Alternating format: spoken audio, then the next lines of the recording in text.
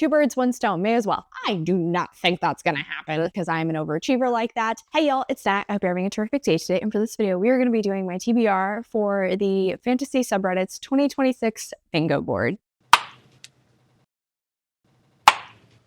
All right, so before we get into anything bookish, make sure to hit like and subscribe down below and tell me in the comments, are you going to be participating this year? It's official. This has become one of my favorite year-long TBR challenges. I guess it's because the moderators actually do a really good job of giving us some creative and broadening prompts. So I'm once again very excited to jump into this year's TBR. Obviously, this is subject to change. I do have a TBR, but if the past 2 years are anything to go by, it's not going to remain the same. I have done my best to really try and prioritize books that I do own, as well as the hard mode version of each prompt, but that doesn't guarantee I've necessarily done it. If you have no idea what I'm talking about though, all the information for this is going to be linked in the description down below. We've got this wonderful bingo board that the moderators over at the fantasy subreddit created, and there is an easy mode as well as a hard mode for every single prompt. As per usual, I'm gonna do my best to try and black out the entire board because I'm an overachiever like that. Let's go ahead and dive in with the books I'm planning to read. Starting at the top with the first prompt is a book with a trans or non-binary protagonist. Hard mode is that it is set in a pre-modern era. And I'm not necessarily sure if this book actually works for that, but I'm currently eyeing the Sunbearer Trials by Aidan Thomas. I do believe the main character here is trans. I'm not sure what the setting looks like. I think it might be slightly modern day, but that's like what I've picked up from other people talking about this book. Actually reading the synopsis, there's nothing that tells me whether this is modern day or influenced by some time in the past. One way or another, we are following Tio, who is a 17-year-old semi-dios, so half god, and he is partaking in these trials in order to be the new Sunbearer. I've heard a lot of positive things about this duology, and I'm really hoping to finally get to it. Next up is to judge a book by its cover. I think this prompt is pretty self-explanatory. However, hard mode is to dive in without reading the blurb or any summaries. This is actually a repeat prompt, and ironically, I kind of did the same thing with the last time I completed this prompt, which is use a book from a book box, which I didn't know anything about before receiving. So I'm currently looking at We Call Them Witches by India Rose Bauer. I got this one from Evernight, so it is a special edition. And like I said,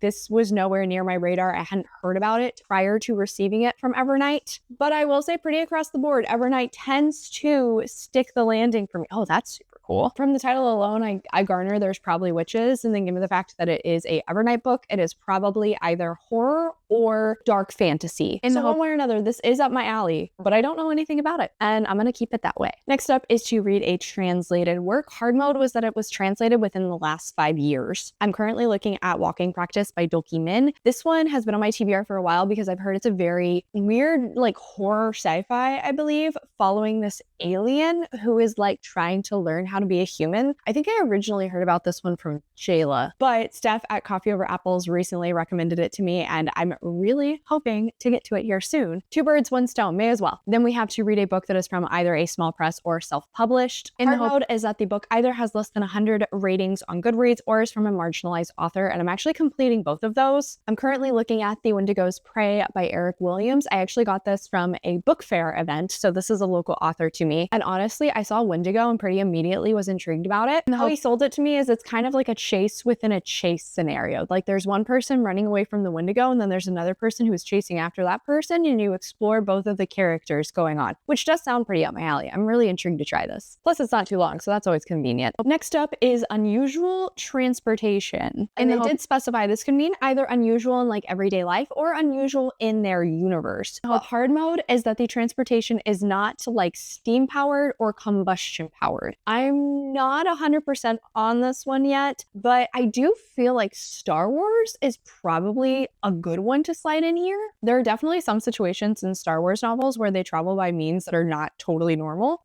I don't currently know what book I'm gonna place here, but I feel like Star Wars is probably a safe bet. Next up is The Afterlife, to read a book that revolves around the afterlife in some capacity. But hard mode is that it does not depict a like good place versus bad place dichotomy, which first off, I really like the idea of that for a prompt. And second, this actually works perfectly because Shay over at Anna picked for me to read Ioannis Cabal the Necromancer by Jonathan L. Howard for my 2026 TBR. I mean, he's a necromancer.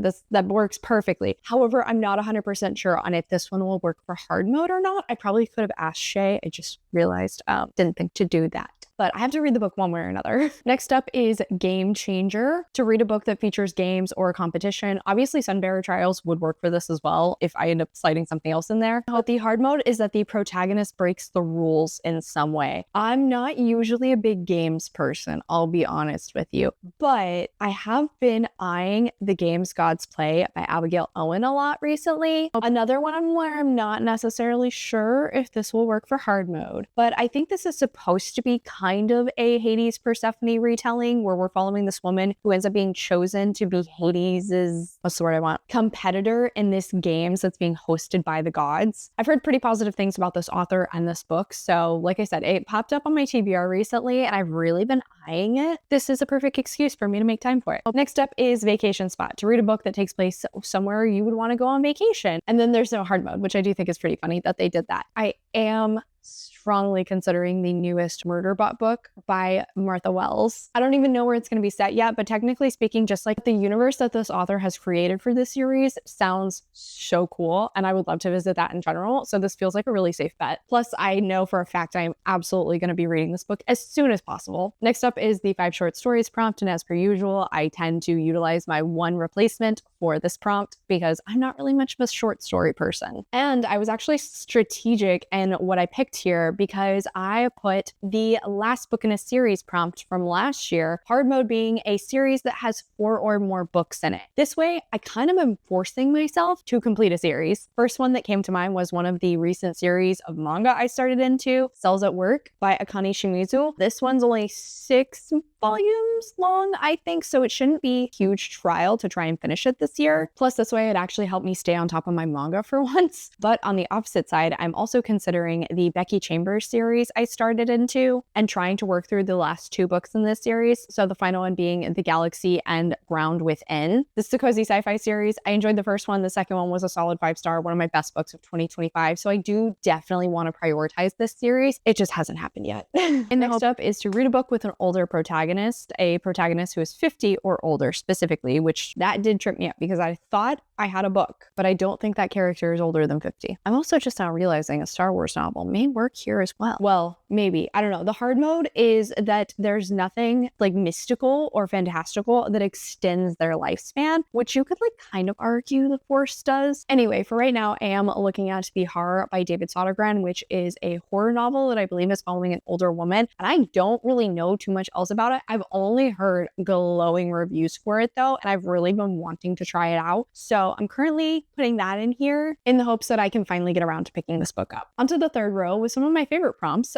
First up is Duology Part 1. To read the first book in a duology, hard mode is to read from an author you have not read before. And currently I'm looking at The Night Ends with Fire by KX Song. Josh got this one for me as a present a few years ago, and I've been meaning to get to it, especially because it is so pretty. I've never really heard anybody talk about this one too much, but I do believe it is sort of a Mulan retelling. And again, it is a duology, which I'm a big fan of duologies, so really appreciate this prompt. Next up is a staple prompt to read a book from one of the book clubs or read-alongs that is hosted over on the fantasy subreddit. Hard mode is to actually partake in one throughout the year. I don't tend to do that one just because I'm not usually keeping up to date with what book clubs or read-alongs are going. And I'm pretty sure this is like the second, maybe third time I've had this book as a possibility for this prompt. And I think this year may actually be its time. Kings of the Wild by Nicholas Eames. This actually was recently picked to be the book club pick for May on my personal book club, The Geek Squad, which I host over on my Patreon. So I'm going to be reading it. I think it might officially happen for the bingo board this year. I've heard this is supposed to be very reminiscent of like a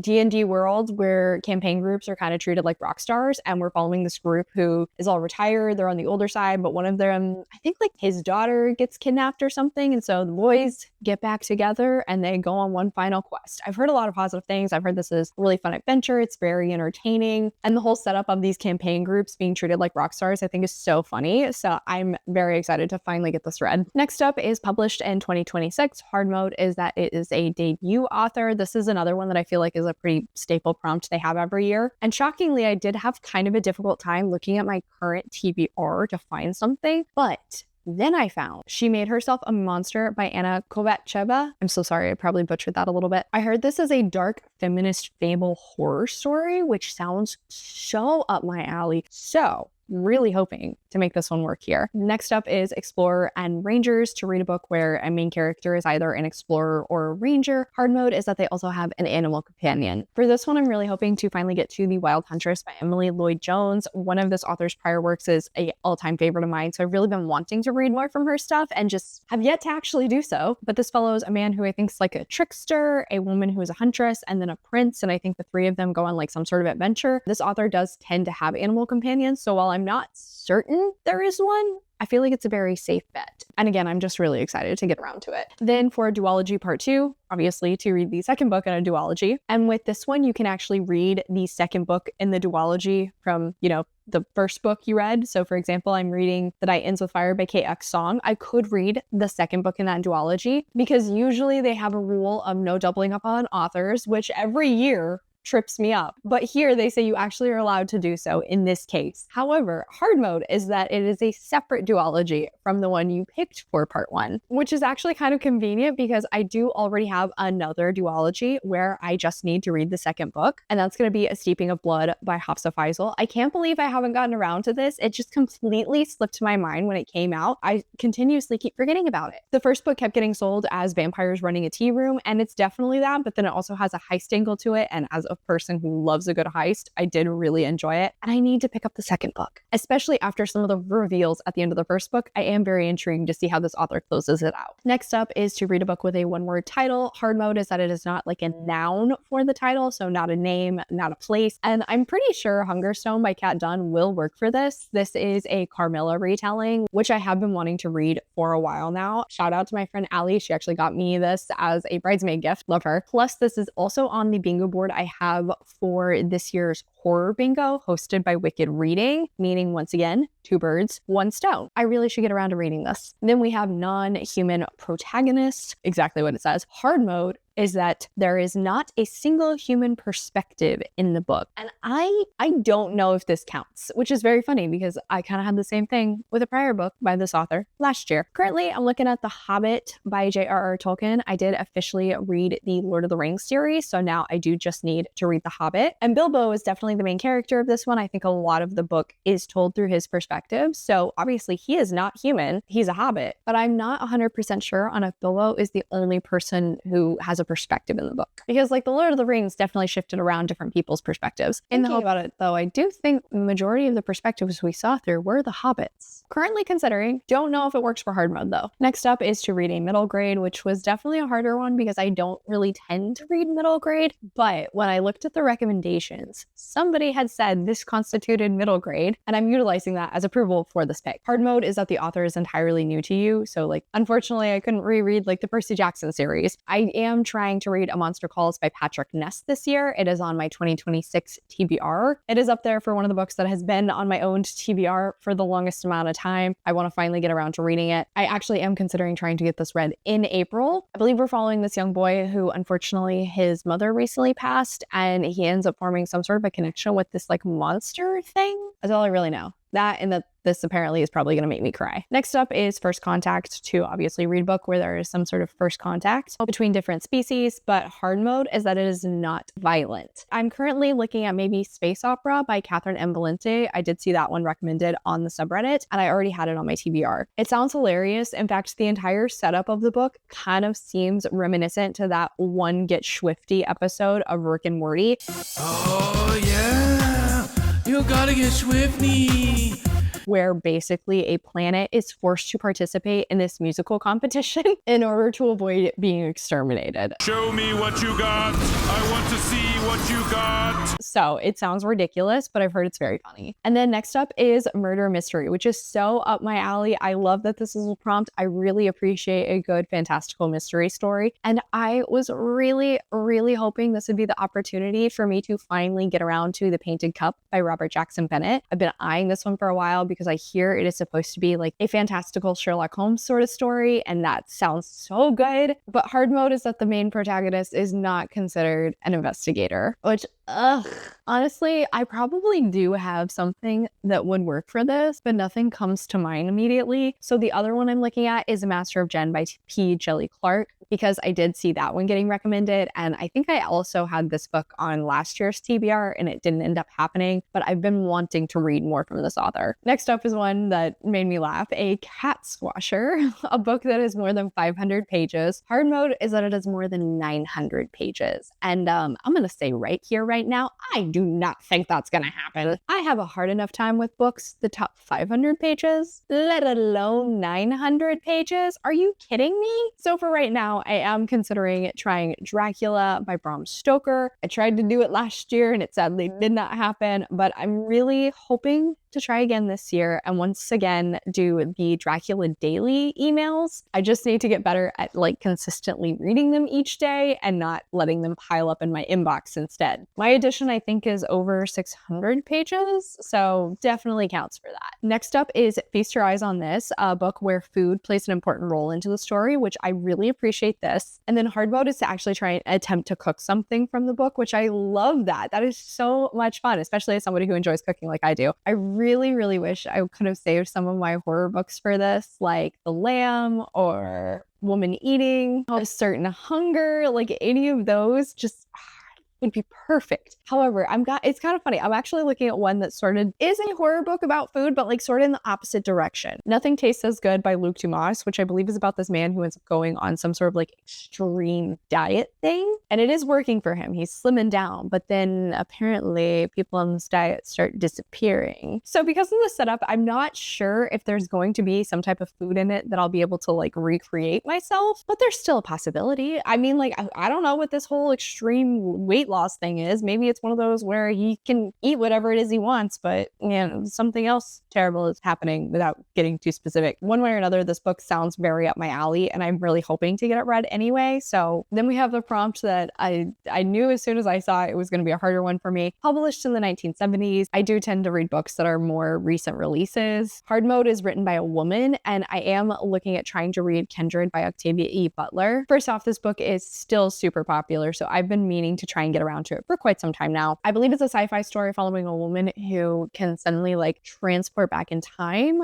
but unfortunately it's to like the antebellum South and she's a woman of color. So that doesn't go great for her. But I have heard so many positive things about it. I've been meaning to read it for a while now. Maybe this will finally push me to do so. Next up is Politics and Court Intrigue. Pretty self-explanatory. Hard mode though is that the politics are like at a city level or lower. I'm pretty sure these will not work for hard mode, but currently I'm looking at one of the Thrawn Ascendancy books. I'm currently on Greater Good by Timothy Zahn, but the first book in this series had so much politics in play. Definitely thinking it could probably work here. Another one I kind of wish I hadn't read because it would work so perfectly is The Mask of Fear by Alexander Freed, because that one is all politics. It is all about like the descent into a fascist society. But again, the Chiss society here is also very politics based. So I definitely feel like this will probably work. And I'm currently trying to get these read in April. We'll see if that happens. And then last, but certainly not least, is to read from an author of color. And I really appreciate the hard mode version of this, which is to read from an author who is not from the US, the UK, Canada, Australia, New Zealand. And I'm planning to go with Natural Beauty by Ling Wang, who apparently lives in Taiwan. I got a copy of this on my Kobo because it's something that sounds so up my alley. It is a horror book talking about the skincare and beauty industry, very reminiscent to Rouge by Mona Awad, which I also loved. And I've heard a lot of positive things about this one too. That's definitely a community where I can talk about a lot of critiques around it. And so I'm really glad there's something to help me prioritize reading this book here soon. All right, and on that note, that is officially it. This is my TBR for the year, subject to change. But right now I am very excited for all of these books. Feel free to leave me recommendations for books you think I would enjoy for any of these prompts down below, but the big one is Unusual Transportation. That's the one I definitely need a recommendation. And on that note, that is officially it for today, y'all. Thank you so much for coming to my channel. I really appreciate it. Make sure to hit like and subscribe down below. If you made it all the way to the end of this video, let's leave a cat emoji down in the comments for the cat squasher prompt. I have links to all of my socials, as well as a few ways you can support me down in the description. I come out videos on Monday and Friday, but until then, I hope you continue to have a terrific day. Love you, bye!